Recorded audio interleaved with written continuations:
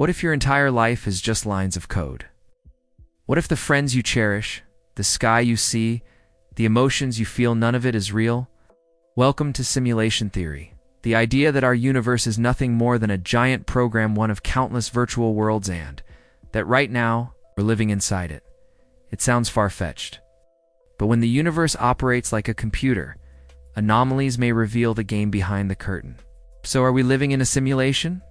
And if so, what does it mean for our freedom, meaning, and reality itself? The roots of this radical idea go back decades. In 2003, philosopher Nick Bostrom from Oxford published a paper that shook the world. He proposed a theory that became known as the simulation hypothesis. It argued that one of three things must be true. Either human civilizations never make it far enough to develop such simulations, or they have no interest in doing it, or the most unsettling advanced civilizations are already running thousands, maybe millions of simulations. And we're probably living in one of them. The odds mathematically would be stacked against us being base reality. Now, why would anyone want to simulate us? Well, think about how we already simulate things. We create video games with characters, physics, weather, and rules. We simulate traffic, economics, pandemics, and even ecosystems to understand and predict outcomes. An advanced post-human civilization might be running ancestor simulations, fully immersive digital realities too. Study their past or for entertainment. Just like we study history or play The Sims, they may be watching us. Let's pause there. If that's true, then everything you're experiencing right now, your memories, your relationships, even your sense of free will could be programmed. You could be a character in a vast experiment or game, unaware that everything around you, from the stars to your heartbeat, is part of an incredibly detailed simulation. Sounds like science fiction? Is that what we thought before? Elon Musk said. There's a 1,000,000,000 chance we re-embase reality. In fact, many tech leaders and philosophers have taken this idea seriously. Not because it feels cool or cinematic, but because the math, technology, trends, and strange behaviors of the universe seem to suggest it. Let's talk about clues. First, the universe behaves like a digital simulation in many ways. At its smallest levels, matter is quantized. It exists in discrete packets, not continuous streams.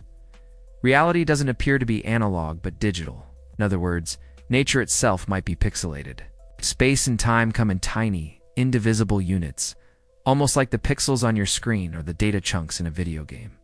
Next, we have the limits of the universe. The speed of light is the cosmic speed limit, and no information can travel faster than that.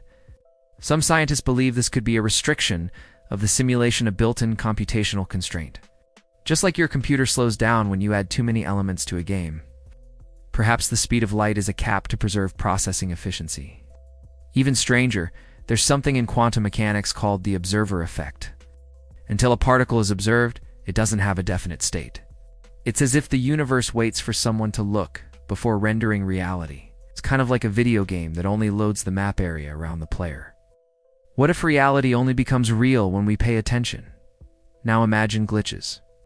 Think about moments of intense déjà vu or strange coincidences.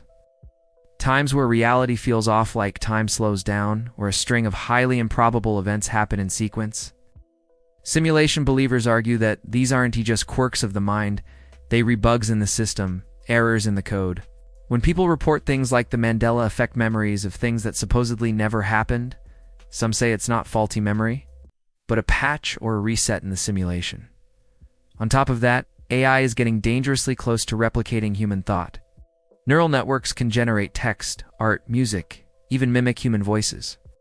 Virtual realities are becoming immersive enough to trick the brain. As our ability to simulate worlds improves, the idea that we might be inside one doesn't feel so far-fetched anymore.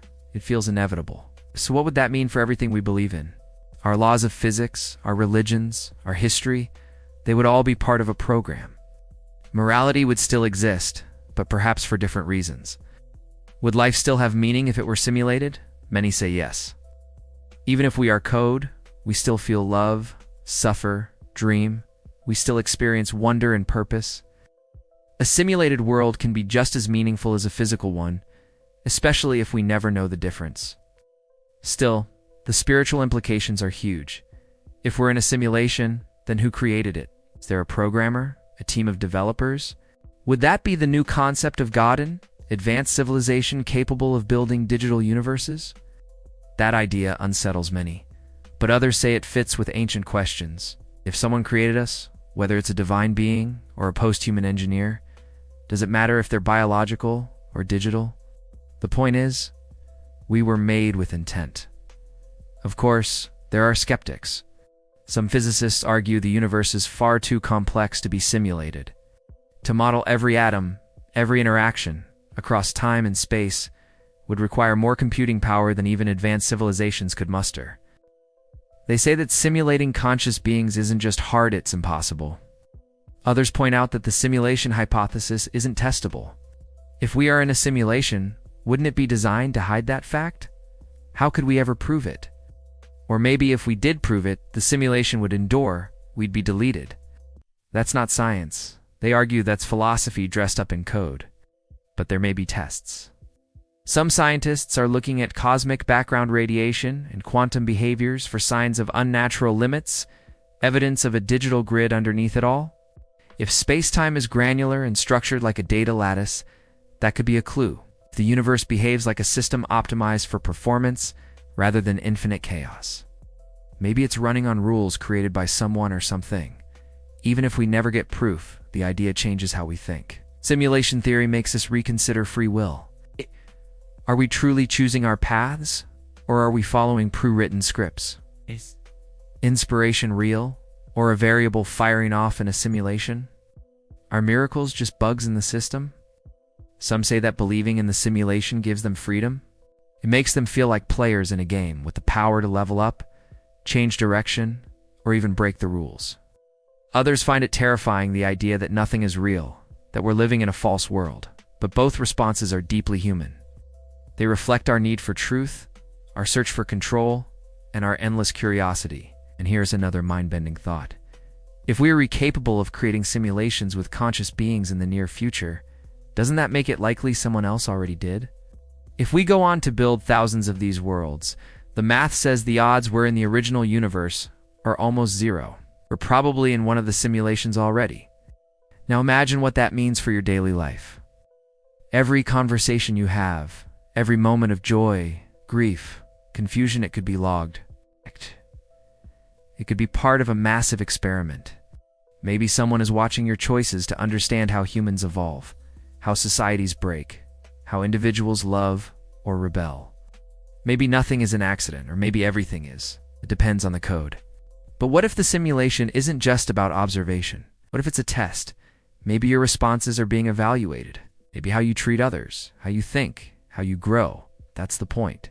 Maybe it's not about proving reality, but proving humanity inside the simulation. Whether the theory is true or not, it leaves us with one undeniable truth. Reality is stranger than we ever imagined.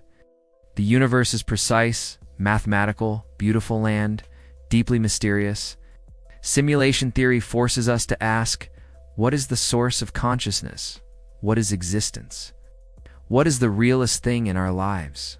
We may never get answers. Maybe we already have them, but they're buried inside the code, waiting to be discovered by someone who finally looks hard enough. So are we living in a simulation? Nobody knows for sure. But if we are, it doesn't make our lives less meaningful. It might make them more meaningful, because it means someone, somewhere, cared enough to build this world. And that means your choices, your thoughts, your dreams, they still matter. If you found this idea as fascinating as I do, you've got to check out our next video. It's about how AI is bringing people back digitally after death, literally giving them a voice after they re-gone. Tap it on your screen now. It's wild. And if you enjoy thought-provoking documentaries like this one, don't forget to hit subscribe. I've got so much more coming your way that'll blow your mind. I'll see you in the next one.